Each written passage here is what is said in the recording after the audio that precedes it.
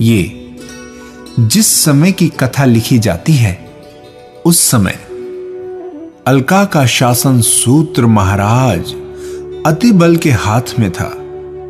उस वक्त अतिबल जैसे वीर, पराक्रमी, यशस्वी, दयालु और नीति निपुण राजा पृथ्वी तल पर अधिक नहीं थे। उनकी नीति निपुणता और प्रजा वत्सलता सब ओर प्रसिद्ध थी। वे कभी सूर्य के समान तेजस्वी होकर शत्रुओं को संताप पहुंचाते थे और कभी चंद्रमा की भांति शांत वृत्ति से प्रजा का पालन करते थे। उनकी निर्मल कीर्ति चारों ओर फैल रही थी। अतिबल के व्यक्तित्व के सामने सभी विद्याधर नरेश अपना शीश झुका देते थे। वे समुद्र से अधिक गंभीर थे, मेरु से अधिक स्थिर थे, बृहस्पति से अधिक विद्वान थे और सूर्य से भी अधिक तेजस्वी। महाराज अतिबल की स्त्री का नाम मनोहरा था। मनोहरा का जैसा नाम था वैसा ही उसका रूप भी। उसके पांव कमल के समान सुंदर थे और नाखून मोतियों से चमकते थे।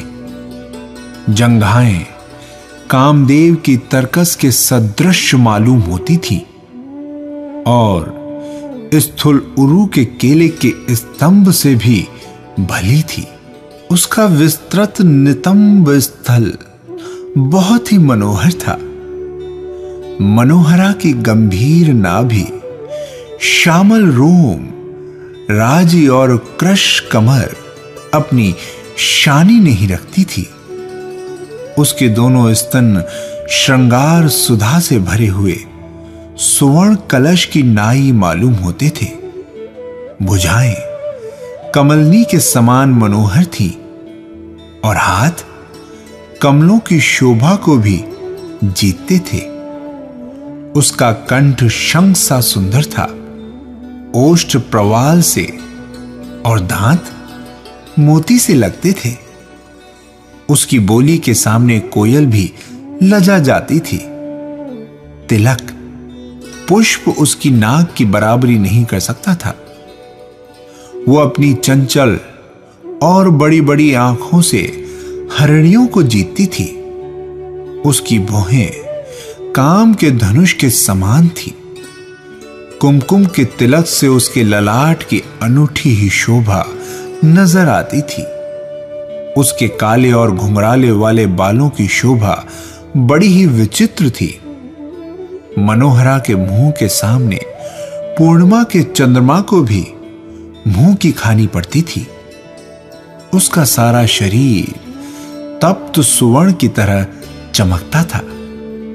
कोई उसे एकाएक देखकर विद्याधरी कहने का साहस नहीं कर पाता था। सचमुच वो मनोहरा अद्वितीय सुंदरी थी। राजा अतिबल रानी मनोहरा के साथ अनेक प्रकार के सुख भोगते हुए सुख से समय बिताते थे। कुछ समय बाद मनोहरा की कुक्षी से एक बालक उत्पन्न हुआ। बालक के जन्म काल में अनेक शुभ शकुन हुए।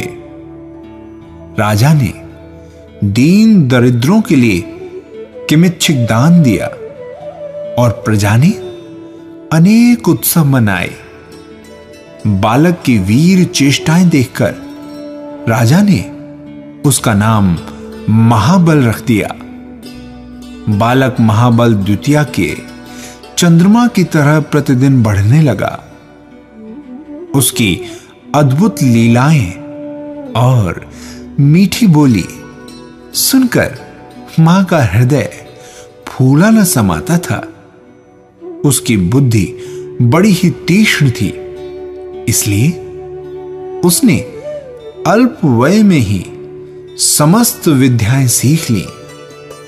पुत्र की चतुराई और नीति निपुणता देखकर राजा अतिबल ने उसे युवराज बना दिया और आप बहुत कुछ निश्चिंत होकर धर्म ध्यान करने लगे। एक दिन कारण पाकर अतिबल का हृदय संसार से विरक्त हो गया। उन्हें पंच इंद्रियों के विषय क्षणभंगुर और दुखदाई मालूम होने लगे।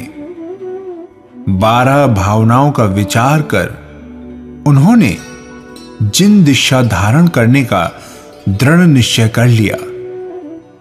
फिर मंत्री सामंत आदि के सामने अपने विचार प्रकट करके युवराज महाबल को राज्य तथा अनेक तरह के धार्मिक और नैतिक उपदेश देकर किसी निर्जन वन में उन्होंने जिन दिशा धारण कर ली। महाराज के साथ में अनेक विद्याधर राजाओं ने भी जिन दिशा ली थी, उधर आत्मशुद्धि के लिए अतिबल महाराज कठिन से कठिन तप करने लगे और इधर महाबल भी नीतिपूर्वक प्रजा का पालन करने लगा। महाबल की शासन प्रणाली पर समस्त प्रजा मुग्ध चित्त थी। धीरे धीरे महाबल का यौवन विकसित होने लगा। उसके शरीर की शोभा बड़ी ही विचित्र हो गई थी। उसका सुंदर रूप देखकर स्त्रियों का मन काम से आकुल हो उठता था। निदान मंत्री आदि की सलाह से योग्य कुलीन विद्याधर कन्याओं के साथ उसका विवाह हो गया। अब राजा महाबल धर्म, अर्थ और काम का समान रूप से सेवन करने लगे। इसके महामति, सभिन्नमति, शतमति और स्वयं बुद्ध नाम के 4 मंत्री थे। ये चारों मंत्री राज्य कार्य में बहुत ही चतुर थे। राजा जो भी कार्य करता था वो मंत्रियों की सलाह से ही करता था। इसलिए उसके राज्य में किसी प्रकार की बाधाएं नहीं आने पाती थी। जिन 4 मंत्रियों के बारे में कहा गया है उसमें स्वयं बुद्ध को छोड़कर बाकी 3 मंत्री महामिथ्या दृष्टि थे।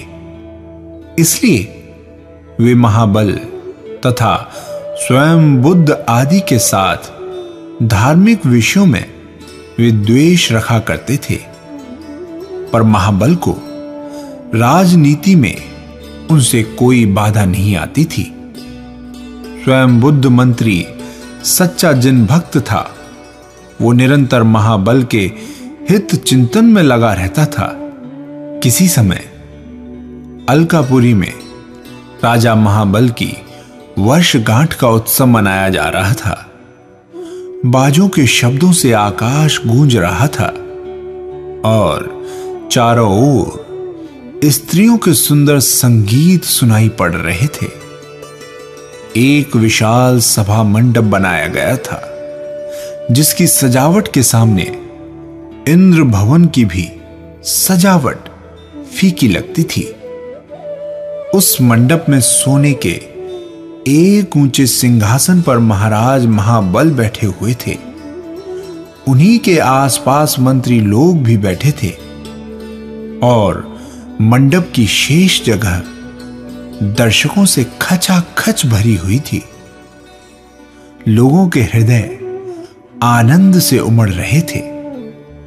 विद्वानों के व्याख्यान और तत्व चर्चाओं से वो सभा बहुत ही भली मालूम होती थी।